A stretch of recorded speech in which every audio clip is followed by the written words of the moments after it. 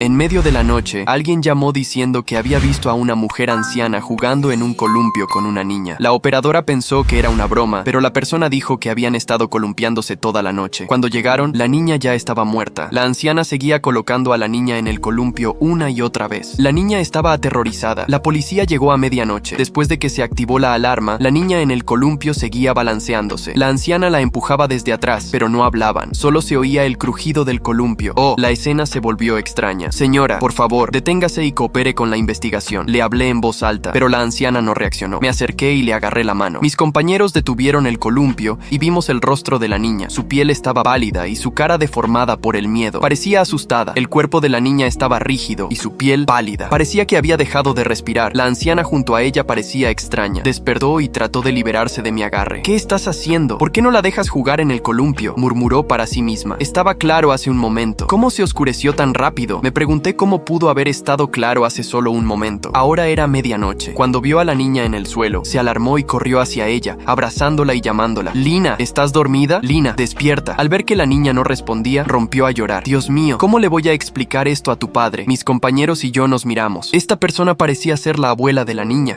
Este caso era demasiado extraño, así que la llevamos de vuelta a la comisaría. La niña muerta era Lina Martínez, la nieta de la anciana. El forense confirmará la causa de la muerte. Le pedí a la anciana que me contara qué había sucedido. Ella dijo: esta noche llevé a mi nieta a jugar en los columpios. Acabábamos de empezar hacía un rato cuando ustedes llegaron. En ese momento parecía muy triste y derramó lágrimas. ¿Cómo pudo mi nieta irse tan de repente? La observé en silencio. No parecía estar mintiendo. Pero el rato que mencionó en realidad fueron casi 6 horas. Pensé que la anciana frente a mí podría tener alguna enfermedad mental. Le pedí que confirmara si su nieta había estado en el columpio durante casi 6 horas. Ella se mostró sorprendida. ¿Qué quieres decir? Solo jugamos media hora. Pensé que la mujer podría tener demencia. Olvidó la hora y siguió llevando a su nieta al columpio. La niña se dio cuenta de que algo estaba mal y quiso que su abuela se detuviera, pero la abuela no reaccionó. La niña estaba asustada en el columpio. El hombre que reportó el caso dijo que bajó después de cenar a las 6 y vio a la anciana y a la niña columpiándose. La niña reía, así que todavía estaba viva. Cuando regresó a las 7, todavía estaban jugando y no le dio importancia. Los vio aún columpiándose a medianoche cuando bajó a comprar cigarrillos. Era tarde en la noche y el área estaba en silencio. Había poca gente. La escena se volvió aterradora y él perdió el control. Estaba tan asustado que rápidamente regresó a su casa y reportó el incidente.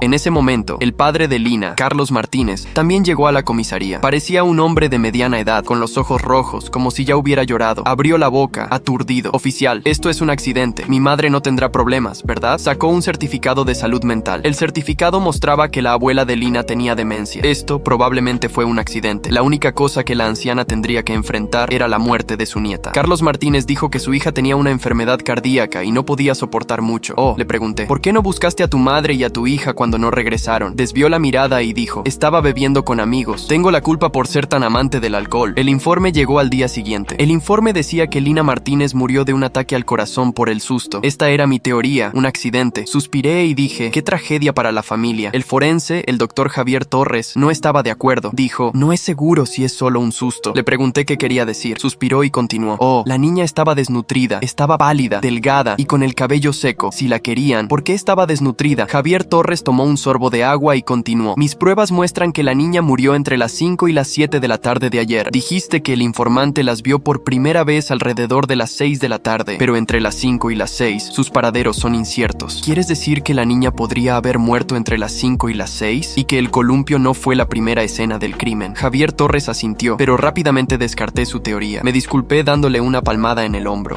Tu análisis es correcto, pero olvidé decirte una cosa. El informante dijo que a las 6 de la tarde escuchó reír a la niña, así que aún estaba viva cuando se subió al columpio. Javier Torres rió sin poder evitarlo. Pensé demasiado. El caso era extraño. La niña murió de miedo en un columpio. Había visto muchas cosas en mis años de servicio, pero aquella escena me dejó helado. Cuando llegamos al parque en plena madrugada, el lugar estaba sumido en un silencio inquietante, roto únicamente por el crujido de un columpio balanceándose en la oscuridad. Frente a nosotros, una anciana empujaba a una niña sin vida en ese columpio, susurrando palabras que apenas lograba escuchar. Todo mi cuerpo se tensó y una sensación fría recorrió mi espalda. ¿Cómo podía una abuela no notar que su nieta ya no respiraba? Me acerqué lentamente, sin apartar la mirada de aquella mujer que, en su aparente inocencia, no dejaba de mecer a la niña con ternura. Me acerqué lo suficiente para verla de cerca. Señora, por favor, deténgase, le dije, esforzándome por sonar calmado, aunque el corazón me latía con fuerza. Ella no reaccionó, como si no no estuviera en este mundo. Decidí agarrarla suavemente del brazo, y fue entonces cuando, casi como despertando de un sueño, ella me miró a los ojos. ¿Qué están haciendo?, preguntó confundida. No le quiten el columpio, la niña solo está jugando. Mis compañeros y yo intercambiamos miradas incrédulas. La niña, Lina, estaba rígida, con los ojos entrecerrados, su rostro congelado en una expresión de terror que me hizo estremecer. La abuela, sin embargo, parecía completamente ajena a la situación. Tragué saliva y traté de razonar con ella. Señora, su nieta, necesitamos llevarla con nosotros para que descanse. Usted también puede venir. Vamos a hablar en un lugar más tranquilo, ¿sí? Intenté sonar reconfortante, aunque sabía que nada en esa situación era normal. La anciana soltó una carcajada suave, sin dejar de mecer el columpio. Pero si acabamos de llegar, solo han pasado unos minutos. La niña está tan feliz, ¿verdad, mi niña?, murmuró, acariciando el cabello de Lina con una ternura que, en otras circunstancias, hubiera conmovido a cualquiera. Pero ahora era una imagen que resultaba francamente aterradora. Me invadió un sentimiento de profunda tristeza al verla, perdida en su propia mente, incapaz de comprender que su nieta había muerto hacía horas. Con suavidad, mis compañeros detuvieron el columpio y nos llevamos a la anciana. Mientras caminábamos hacia la patrulla, ella empezó a llorar suavemente, murmurando: ¿Cómo le voy a explicar esto a su padre? Oh, Lina, mi niña, ¿por qué te fuiste tan rápido? Esa noche en la comisaría fue de las más extrañas que recuerdo. La anciana se sentó en una esquina de la sala de interrogatorios, abrazando sus rodillas como una niña asustada. Me quedé observándola en silencio por unos minutos antes de sentarme frente a ella y comenzar a hablar. Señora, necesito que me diga qué ocurrió esta noche. ¿Qué estaban haciendo en el parque tan tarde? Ella levantó la cabeza, sus ojos llenos de lágrimas. Mi niña quería jugar en el columpio. ¿Es tan raro? A veces los niños solo quieren ser niños. Estábamos tan felices, solo jugamos un rato. No pude evitar sentir una punzada de compasión por ella. Todo en su expresión y en su voz me decía que no estaba mintiendo. Pero cuando consulté mi reloj, noté que el rato que ella mencionaba en realidad habían sido casi 6 horas. Señora, su nieta estuvo en el columpio por varias horas. ¿Está segura de que fue solo un rato? Su expresión cambió y un ligero atisbo de duda cruzó su rostro. ¿Qué quiere decir? Solo estuvimos media hora, quizás menos. Entonces, sus ojos parecieron perderse nuevamente en algún rincón de su mente. Observé cómo miraba a su alrededor, confundida, como si de pronto no entendiera por qué estaba ahí. La posibilidad de que ella padeciera alguna enfermedad mental comenzó a hacerse más clara, pero aún tenía dudas. Y había algo que no encajaba del todo. La forma en que se aferraba a su recuerdo, como si ese parque y el columpio fueran los únicos lugares seguros para ella y su nieta, me generaba un dolor indescriptible. ¿Qué había pasado en realidad? Mi compañero se acercó con una carpeta en la mano. Oficial, tenemos los antecedentes médicos de la señora. Parece que hace unos meses le diagnosticaron demencia. Este papel me mostró un certificado de salud mental. Parece indicar que no es completamente consciente de sus actos en ocasiones. Suspiré, cerrando los ojos por un momento. Todo apuntaba a un trágico accidente. Una abuela perdida en su mente, incapaz de notar el cambio en el tiempo, y una niña frágil que dependía de su cuidado. Me sentí impotente, como si el caso hubiera llegado a un callejón sin salida. Sin embargo, el legista, el doctor Javier Torres, parecía tener una opinión distinta. Nos reunimos con él al día siguiente, cuando llegó el informe de la autopsia. La autopsia revela algunas cosas interesantes, oficial, comenzó Javier, mirándome fijamente mientras sostenía su informe. Había algo en su expresión que me puso en alerta, como si hubiera descubierto algo que iba más allá de un simple caso de descuido. Lo miré con curiosidad y un poco de preocupación. ¿Algo que deba preocuparnos? ¿Fue un ataque al corazón como habíamos sospechado? Javier negó con la cabeza lentamente, como si estuviera tratando de organizar sus pensamientos antes de responder. En parte sí, pero también en parte no. La causa de la muerte, efectivamente, fue un fallo cardíaco.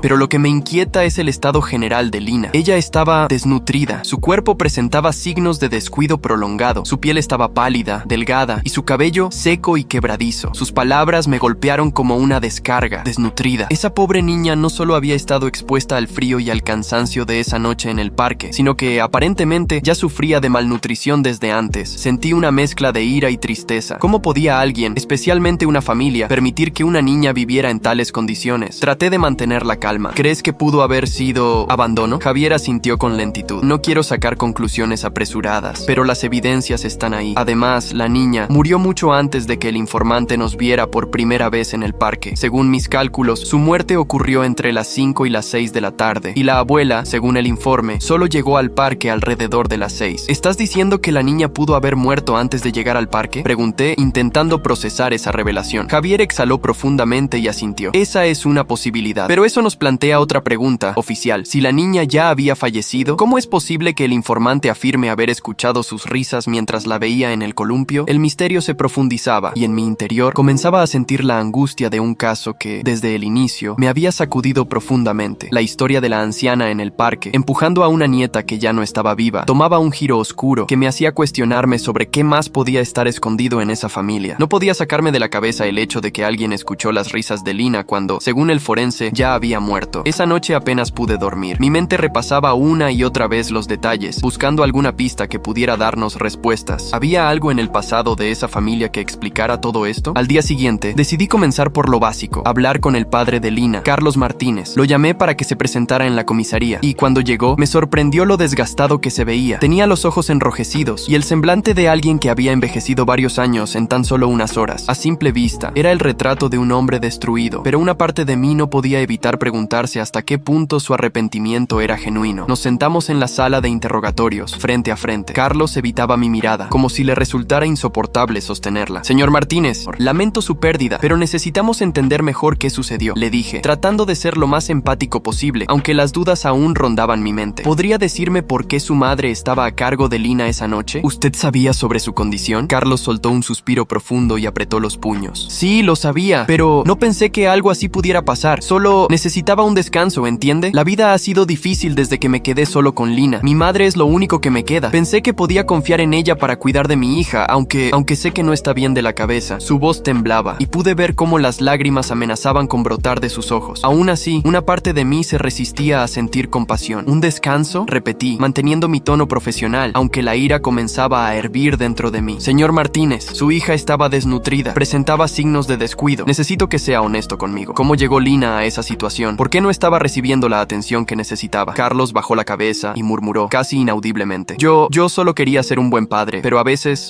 sentía que no podía más. Mi trabajo, las deudas, las noches sin dormir, me sentía abrumado, ¿sabe? Solo tenía a mi madre y pensé que podía ayudarme. Hice una pausa dejando que mis palabras calaran. Señor Martínez, su hija estaba bajo su responsabilidad. No puede ignorar eso. Y sin embargo, la dejó al cuidado de una persona que claramente no estaba en condiciones de hacerlo. Él asintió, aún sin levantar la vista. Es cierto, es mi culpa, pero Lina amaba a su abuela. Pensé que tal vez eso bastaría para hacerla feliz, para hacer que todo estuviera bien, pero me equivoqué. El silencio que siguió fue incómodo. Sentía una mezcla de frustración y tristeza. ¿Hasta qué punto puede uno justificar la negligencia con la excusa de querer hacer lo mejor para alguien? Después de unos momentos me incliné hacia él, decidido a obtener respuestas más claras. Carlos, necesito saber sobre el estado de salud de su madre. Usted dice que ella es lo único que le queda, pero según sus antecedentes, su demencia estaba ya bastante avanzada. ¿Por qué no buscó ayuda profesional? Carlos finalmente me miró a los ojos, con una expresión que mezclaba culpa y desesperación. No quería separarla de nosotros. No quería que mi hija perdiera a su abuela, ni que mi madre perdiera a Lina. Creí que podría manejarlo, pero parece que fui demasiado ingenuo. Justo en ese momento, el doctor Torres entró en la sala. Su presencia me recordó que aún quedaban preguntas sin respuesta. Oficial, tengo algo que creo que debería ver. Me levanté y pedí a Carlos que esperara. Torres me llevó a una sala privada donde abrió un archivo que contenía varias fotografías y el análisis final de la autopsia. Aquí está el detalle que llamó mi atención, dijo Torres, señalando una de las imágenes. Mire el patrón de lividez en el cuerpo de la niña. Observé detenidamente. La lividez, esas marcas de decoloración en la piel, indicaban que Lina había estado en una posición distinta antes de ser colocada en el columpio. Según el análisis, la niña había fallecido en algún otro lugar y luego su cuerpo fue trasladado al parque. ¿Estás diciendo que Lina murió antes de llegar al columpio?, pregunté, incapaz de ocultar mi sorpresa. Exactamente, asintió Torres. Esto significa que alguien la llevó al parque y la puso en el columpio después de su fallecimiento. Además, hay algo más. La niña tiene marcas de presión en las muñecas, marcas que sugieren que fue sujetada con fuerza antes de morir. La revelación cayó sobre mí como una losa de concreto. Esto no era un simple caso de negligencia. Esto era algo mucho más oscuro. Intenté ordenar mis pensamientos, pero la mezcla de indignación y tristeza me nublaba el juicio. ¿Quién pudo haberle hecho esto a Lina? ¿Fue su abuela, sumida en su demencia? ¿O había alguien más involucrado? Regresé a la sala donde Carlos esperaba. Respiré hondo, intentando mantener la calma, aunque sabía que lo que iba a decir cambiaría la dirección de la investigación. Señor Martínez, necesitamos que nos cuente todo, cada detalle sobre la última vez que vio a su hija y a su madre. Carlos me miró con confusión y algo de miedo en los ojos. ¿Por qué? ¿Qué encontraron? Lo miré fijamente, buscando algún rastro de verdad o mentira en su rostro. Carlos, su hija no murió en el parque, fue llevada allí después. Necesitamos saber exactamente dónde estuvo usted esa tarde. Carlos me miró como si no entendiera mis palabras, pero sus manos comenzaron a temblar levemente. Hubo un silencio denso, incómodo, mientras digería la información que le acababa de dar. Sus ojos, llenos de un miedo confuso, me indicaban que quizás no estaba tan sorprendido como intentaba aparentar. ¿Mi hija no murió en el parque?, repitió con una voz apenas audible. Asentí lentamente, esperando que continuara hablando. diciendo: «No, Carlos, necesitamos saber dónde estuvo usted y qué ocurrió antes de que Lina llegara al columpio. ¿Qué fue lo que realmente pasó esa tarde?» Carlos suspiró y se pasó una mano temblorosa por el rostro. «Oficial, yo...» Su voz se quebró y una lágrima resbaló por su mejilla. Pude notar que estaba luchando consigo mismo, como si intentara decidir cuánto revelar. Finalmente, comenzó a hablar, y su tono era más oscuro de lo que había escuchado antes. «Lina y yo discutimos esa tarde. Ella quería salir al parque, pero yo estaba cansado. Tenía trabajo acumulado y no pude soportarlo más. Me exasperé y le grité que se calmara, que no podía salir con ella todo el tiempo. Ella se asustó, y en ese momento llegó mi madre». La voz de Carlos era apenas un susurro, y sus palabras me golpeaban con la fuerza de un golpe sordo. Todo comenzaba a tener sentido. Había ira y frustración en su tono, mezcladas con una culpabilidad profunda que parecía consumirlo. Mi madre intentó calmar a Lina, pero la niña ya estaba llorando y respiraba con dificultad. Yo me alejé por un momento para tranquilizarme, dejándolas solas en la sala. Cuando regresé, mi madre estaba con Lina en brazos y la niña ya no respiraba bien. Fue entonces cuando mi madre me dijo que la llevaría al parque. Pensé que se calmaría allí. No imaginé que Carlos se cubrió el rostro con las manos, y en ese momento sentí que, por primera vez, estábamos tocando el núcleo de su dolor. Intenté mantener la calma, aunque la tristeza comenzaba a empañar mi juicio. La niña había muerto en su propia casa, en medio de una situación de abandono emocional, y luego fue llevada al parque para dar la impresión de que había fallecido allí. Decidí presionarlo un poco más, aunque sabía que lo que diría podría destrozarlo. «Carlos, ¿por qué no buscó ayuda en ese momento?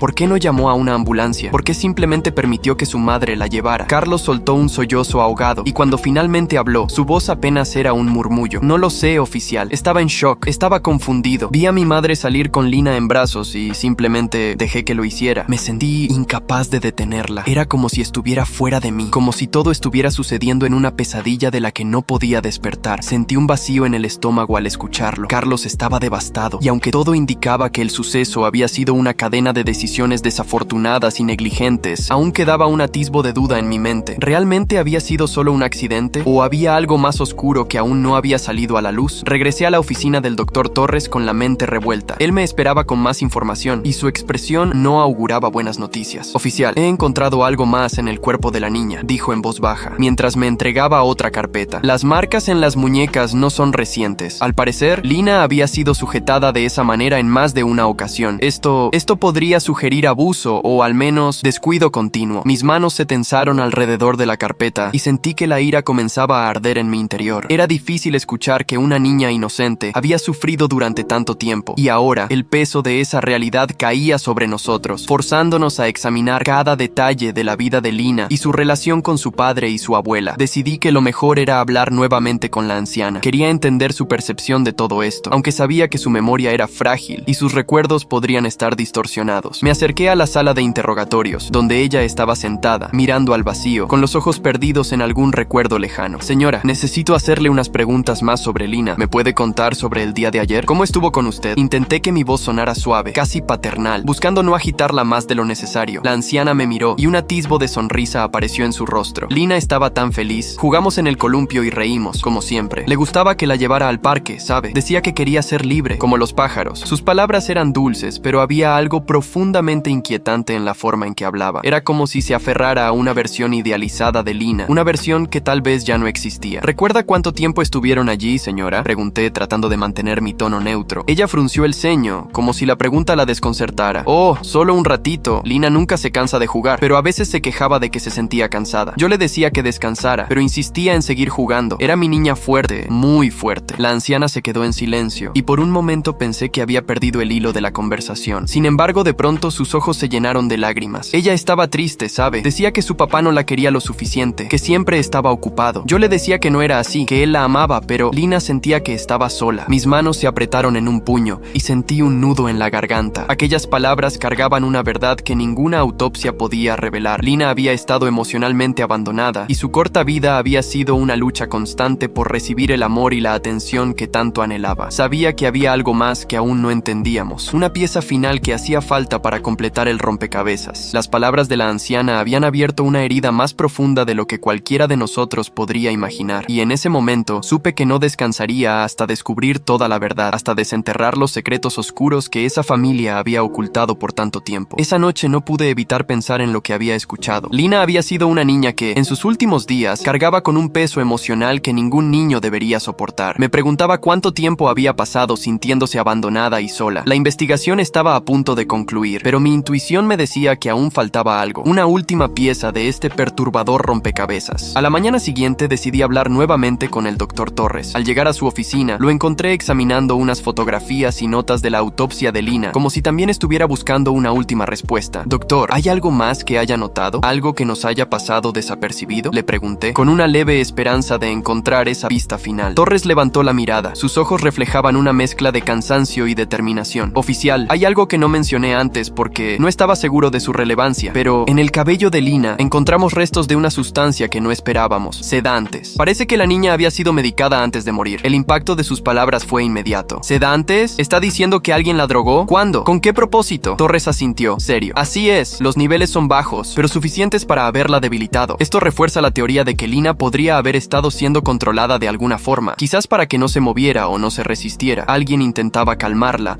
o peor aún, mantenerla en un estado de obediencia. Mis pensamientos se desbordaron. ¿Había sido Carlos quien la drogaba? O quizás la abuela, en su confusión mental, intentaba controlarla con medicamentos sin darse cuenta del daño que causaba. Las implicaciones eran terribles. Decidí enfrentar a Carlos una vez más. Lo llamé a la comisaría, y cuando llegó, noté que el hombre ya no tenía la misma energía de la última vez. Parecía haberse resignado a la gravedad de lo que estaba a punto de enfrentar. Nos sentamos en una pequeña sala de interrogatorios, y esta vez fui directo al punto. Carlos, encontramos rastros de sedantes en el cuerpo de su hija. Necesito que me diga la verdad. ¿Quién le daba esos medicamentos a Lina? Su reacción fue una mezcla de sorpresa y pánico. Negó con la cabeza, visiblemente perturbado. ¿Qué? No, yo nunca le di nada. Jamás le haría eso a Lina. Yo solo quería que estuviera feliz, que estuviera bien. Su voz se quebró, y pude ver el dolor en su rostro, pero una duda persistente me decía que alguien más estaba involucrado en todo esto. Decidí cambiar de táctica. Carlos, no podemos ignorar esto. ¿Su madre estaba al tanto de que Lina podría haber recibido medicación? O quizás ella misma, en algún momento, le dio algo para que estuviera más tranquila. Carlos se quedó en silencio, como si la pregunta lo hubiera golpeado profundamente. Tras un momento, finalmente habló. Mi madre a veces pensaba que Lina estaba demasiado agitada. Me decía que la niña necesitaba descansar más, que estaba agotada. Pero, oficial, le juro que nunca pensé que le daría nada para calmarla. Yo confié en ella. Las piezas comenzaban a encajar. La abuela, en su estado mental deteriorado, tal vez había tomado medidas extremas, creyendo que hacía lo mejor para su nieta. Su demencia la había llevado a una especie de círculo vicioso, donde sus intenciones eran buenas, pero sus acciones terminaban dañando a la niña. Con esto en mente, me dirigí a hablar con la anciana una última vez. Sabía que esta conversación sería decisiva. Cuando me acerqué a la sala de interrogatorios, la encontré mirando por la ventana, murmurando en voz baja. Al acercarme, pude escucharla hablar sola, como si estuviera recordando un momento lejano. Lina solo quería descansar. Estaba tan cansada, susurraba. Yo solo quería que no sufriera. Tomé asiento frente a ella, sintiendo una extraña mezcla de compasión y tristeza. Señora, ¿puede contarme lo que hizo la tarde que fue al parque con Lina? Pregunté suavemente, con la esperanza de que en su frágil memoria quedaran fragmentos de la verdad. Ella asintió, con los ojos llenos de lágrimas. Estaba inquieta. Esa tarde estaba muy inquieta. Quería jugar, pero estaba cansada. Me decía que le dolía el pecho y no quería que sufriera. Le di una medicina, solo una pastillita para que pudiera descansar un poco. Mis sospechas se confirmaron. La anciana había administrado el sedante sin comprender las consecuencias, sin entender que, en su frágil estado, Lina no podía soportarlo. Intenté mantener la compostura mientras escuchaba su confesión. Y luego, ¿qué hizo? La anciana suspiró, como si se estuviera quitando un peso de encima. La llevé al parque como siempre. Ella quería tanto estar allí. Pensé que si la llevaba se calmaría y estaría feliz. Pero entonces dejó de moverse. Yo pensé que estaba dormida, solo dormida, hasta que llegaron ustedes. Había sido un acto impulsado por el amor, pero ejecutado con una ignorancia trágica. La demencia de la anciana había deformado su percepción, llevándola a creer que estaba haciendo lo correcto. Salí de la sala con el alma destrozada. Aunque el caso estaba resuelto, el vacío que dejaba era indescriptible. Carlos, destrozado por la pérdida y sus errores, recibiría ayuda psicológica, y la anciana sería internada en un centro especializado. La última imagen que tuve fue la de la anciana, mirando por la ventana de la sala de interrogatorios, susurrando el nombre de Lina, como si aún la estuviera viendo en ese columpio. La historia de Lina era una tragedia en todos los sentidos, un recordatorio doloroso de cómo el amor y la ignorancia pueden converger en un final tan oscuro como la noche en la que la encontramos.